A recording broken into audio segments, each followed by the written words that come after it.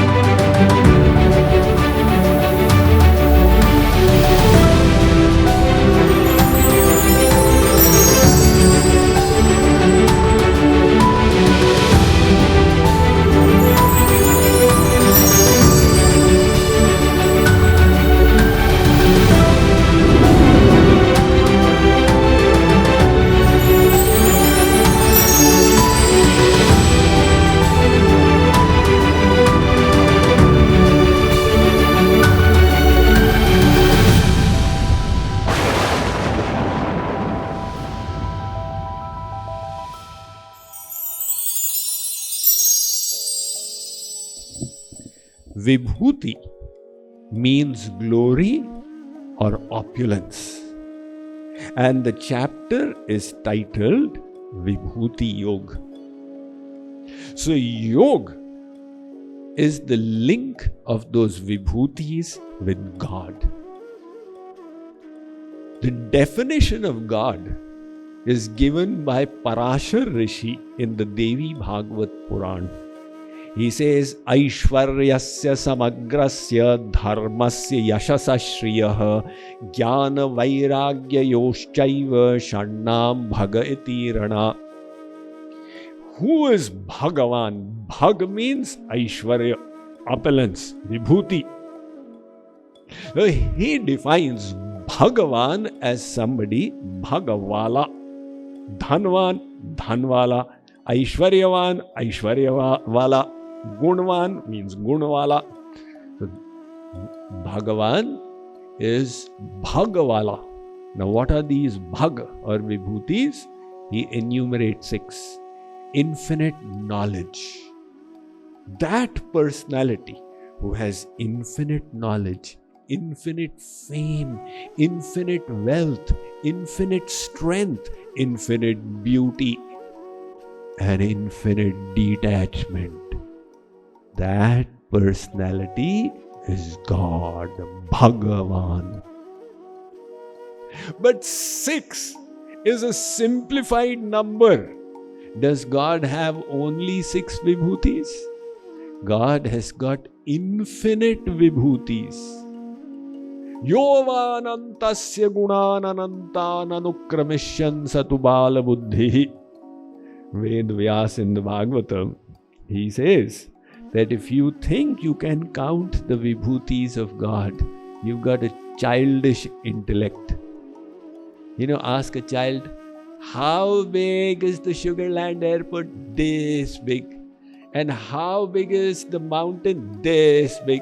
And how big is the sky? This big. So that is called Bal Buddhi. Likewise, somebody says, I will count God's glories. You've got a Bal Buddhi. Ved Vyas says, nobody can count them.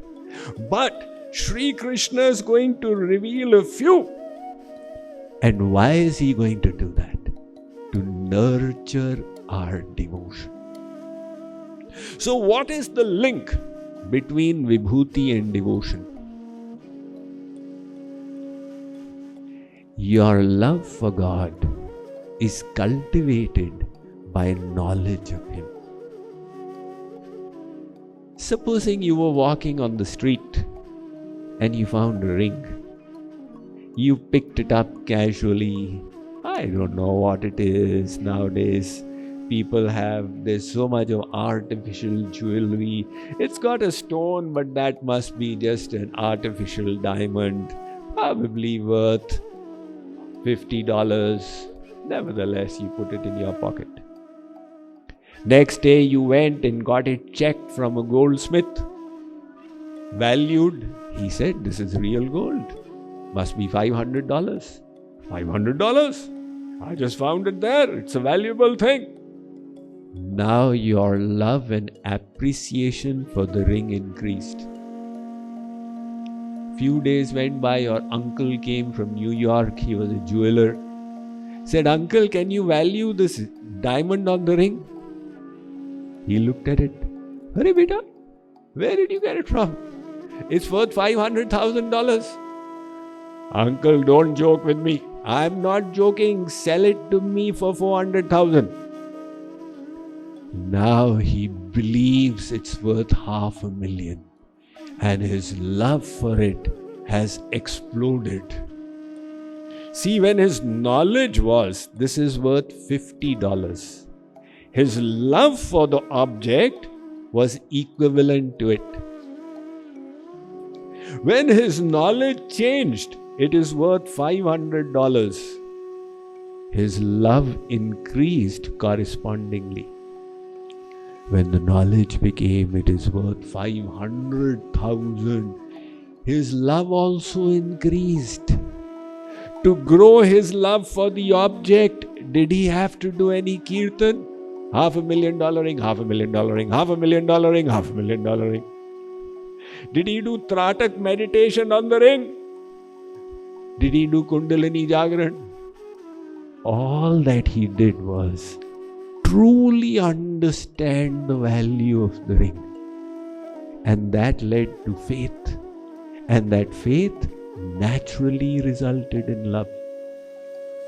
This is the sequence in the world and in spirituality.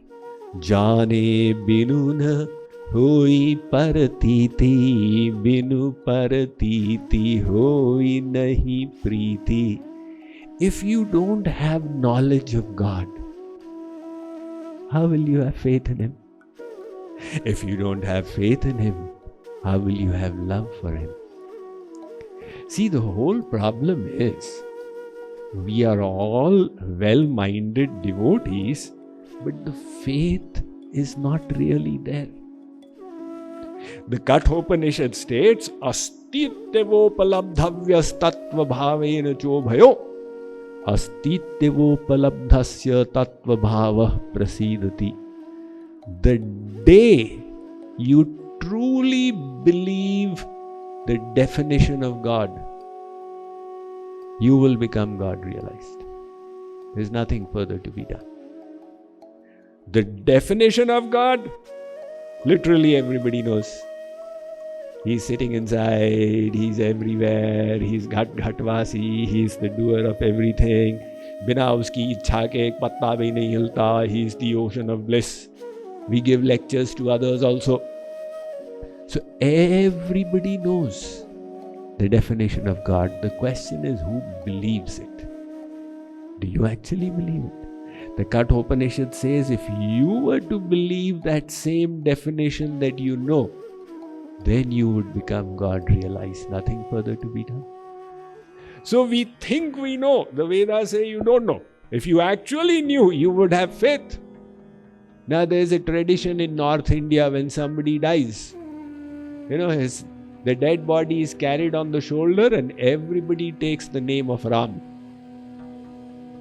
Ram Naam Satya hai, Satya Bolo Gatya hai, Ram Naam Satya hai, Satya Bolo Gatya. You see the procession going. Now let us say that one father's son has passed away and people are taking the name of Ram Naam and going to the cremation ground. Suppose that child had not actually died. He sits up. There are cases of NDE, near-death experience. Right? The doctor declares he is dead, but then he comes back to life. So this child who was being carried has come back to life and sitting. The father says, oh my God, he is alive. Hey, nobody say Ram Naam Satya hai. Why? Are we not going to go back home now? Of course, there is no purpose in going to the cremation ground. Okay, in that case, while going back home also, let's keep your son on the shoulders and keep on saying Ram Naam Satya hai, Ram Naam Satya hai. Hey, don't say that dirty phrase. What do you mean? That is only said when people are died. It's not said when they become alive. So this is our belief in Ram Naam. Jagat Guru Sri Kripaluji Maharaj has written a doha. He says, Ram Naam Sab Satya Kaha Jabla Jhatam Masana. Look at the knowledge of these worldly people. When they go to the Shamshan, they say Ram is Satya. Lautat hi puni jagat kaha satyamani dhani gyan. When they come back, they say Jagat is Satya. Then again when somebody dies, they go to the Shamshan saying Ram is Satya. Then again when they come back, they say Jagat is Satya. So that is not real Gyan, that is Agyan. You don't believe me, you try it out. Go to your neighbor, Indian neighbor, in Sugarland, KT, wherever, and knock on his door. When your neighbor opens the door, start saying Ram Naam Satya hai, Ram Naam Satya. Your friend will be terrified. What are you doing in front of my door? No, I heard one Mukundanand yesterday and he said God is the truth, so I'm just repeating it. That is all right, but don't say in that rag Ram Naam Satya hai. Say it like this, Bhaiyo, the name of Ram is always Satya. And supposing I say Ram Naam Satya, then I'm scared somebody will die in my house. So this is your belief in Ram Naam? That all day long you are taking the Naam of your friends and relatives and nobody dies, and if you take Ram Naam, somebody is going to die. So the only association we have is it is something that is told at the time of death. The knowledge, the understanding is not there. Now, if you could develop that knowledge, the faith would come. And from faith, the love would also come. Digest the point through one more example, and then we shall go further. Suppose there is an officer. His family stays in the village. He is working here in the big city. So he's got a household help called Ramu. The officer had gone for work and a sadhu came home. Sadhu said, hey bhai, I am really hungry. I've got a paras. Paras is the mythical stone. You touch iron and it becomes gold. So I'll give you the paras, give me some food. That servant Ramu didn't have an idea what is this paras. Nevertheless, he fed the sadhu and the sadhu gave him the stone. So Ramu thought, what will I do with it? Let me offer it to my sahab. He will decorate it and keep it in his drawing room. He placed the stone on his sir's table. The officer returned in the evening. He was in a bad mood. So some people, when they come back from office, they bring the office with them. They are in a bad mood. The wife knows. My husband's temperature is right now 100 degrees centigrade. So he saw a stone on the table. Ramu, who has put this here? Sir, one sadhu gave a paras. So I had fed him, and in return he has given it. I thought I'll gift it to you. Are Ramu, you are the most stupid person. Somebody who has a paras will go around begging. He has handed you an ordinary stone. Sahab took the stone and chucked it. The stone went and hit the latch of the door, which was made of iron. In touch with the stone, it turned into gold. Sahab said, "What is this transformation?" He went and ran and picked up the stone, touched it, his key. That also became yellow metal.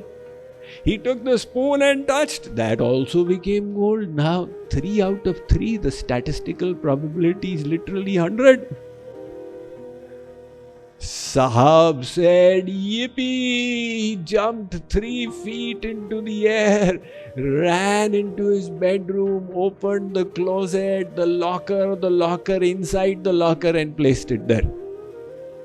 And started dreaming of the biggest pleasures of the world. Who is going to work now for these Exxon, etc.? I've got a paras. If I go into a steel plant, I'll turn it all into gold. And if I touch that Amtrak, the whole line will become gold.